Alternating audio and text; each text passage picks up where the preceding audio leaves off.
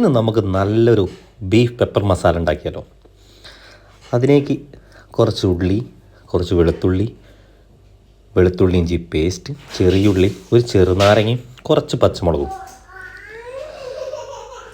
Beef നല്ല കഴുകി കുക്കറിലേക്ക് 1 കിലോ ബീഫാണ് എടുത്തിരിക്കുന്നത്. അപ്പോൾ അത് കുക്കറിലേക്ക് ഇട്ട് അതിലേക്ക് കുറച്ച് മല്ലിപ്പൊടി, 1 സ്പൂൺ മല്ലിപ്പൊടി, പിന്നെ കുറച്ച് മുളക് പൊടി, കുറച്ച് മഞ്ഞൾപ്പൊടി,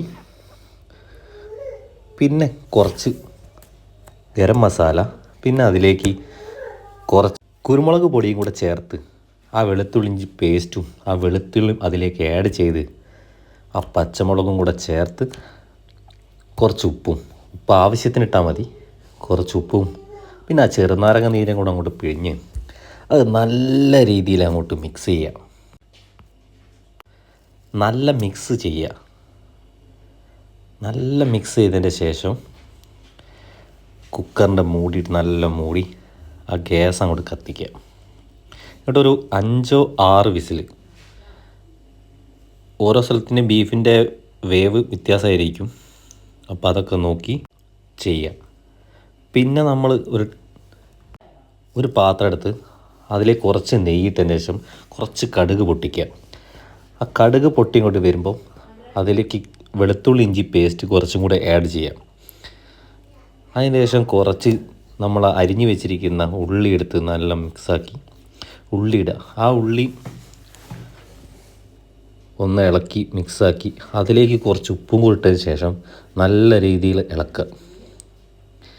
ഏകദേശം നമ്മളെ ഉള്ളി ഒന്ന് വാടി ഒരു യെല്ലോ കളറാവണം, ഏകദേശം ഒരു യെല്ലോ കളറാവണം. അതുവരെ നല്ല ഒന്ന് മിക്സ് ചെയ്യുക. ഏകദേശം ഇപ്പോൾ ഒരു യെല്ലോ കളർ ആയിട്ടുണ്ട്. അതിലേക്ക് കുറച്ച് മല്ലിപ്പൊടി, ഒരു 2 സ്പൂൺ മല്ലിപ്പൊടി കൂടെ ആഡ് ചെയ്ത് കുറച്ച് ഗരം മസാലയും കൂടെ അതിലേക്ക് ആഡ് ചെയ്യുക. എന്നിട്ട് നല്ലോണം ഒന്ന് ആ പച്ച മണം പോകുന്ന വരെ ഒന്ന് ഇളക്കി ആ പച്ചമണം ഒന്ന് മാറി ഒന്ന് സെറ്റാവും. അതൊന്ന് സെറ്റാകണം വരെ നല്ലോണം ഇളക്കി അതൊക്കെ ഒന്ന് സെറ്റായി വരുമ്പോൾ നമ്മൾ എന്ത് ചെയ്യുക, നമ്മളെ വേവിച്ച ബീഫ് എടുത്തിട്ട് ആ വെള്ളത്തോടെ, ബീഫിലുണ്ടായിരിക്കും കുറച്ച് വെള്ളം, അതോടെ അതിലേക്ക് മിക്സ് ചെയ്യുക. എന്നിട്ട് നല്ല രീതിയിൽ ഇത് തമ്മിലൊന്ന് മിക്സ് ചെയ്യുക. ബീഫിൻ്റെ വേവ് കൂടിപ്പോകാതെ നോക്കണം. നല്ലോണം മിക്സ് ചെയ്ത് അതിലേക്ക് ഇനി നമുക്കിതിൽ ആഡ് ചെയ്യാനുള്ള എരിവിൻ്റെ ഒരു കുറവ് ഇതിനുണ്ടാവും.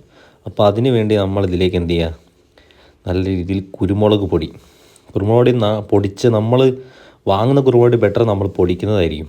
പൊടിച്ച കുരുമുളക് എടുത്തിട്ട് ആ ബീഫിലേക്ക് ഇങ്ങനെ ആഡ് ചെയ്യുക. അതിങ്ങോട്ട് തിളച്ചിങ്ങനെ വരുന്നുണ്ടാവും. ആ തിളച്ച ബീഫ് നല്ലോണം ഒന്ന് ഇളക്കുക. ആ കുരുമുളക് പൊടി എല്ലായിടത്തും ഒന്ന് ജോയിൻ്റ് ആകുന്ന പോലെ. എന്നിട്ട് നല്ലൊരു ബോളെടുത്ത് അതിലേക്ക് ഇങ്ങോട്ട് വെച്ച് നല്ല ചോറിൻ്റെ കൂടെ കഴിക്കുമ്പോൾ ഒരു അടിപൊളി ഐറ്റമായിരിക്കും.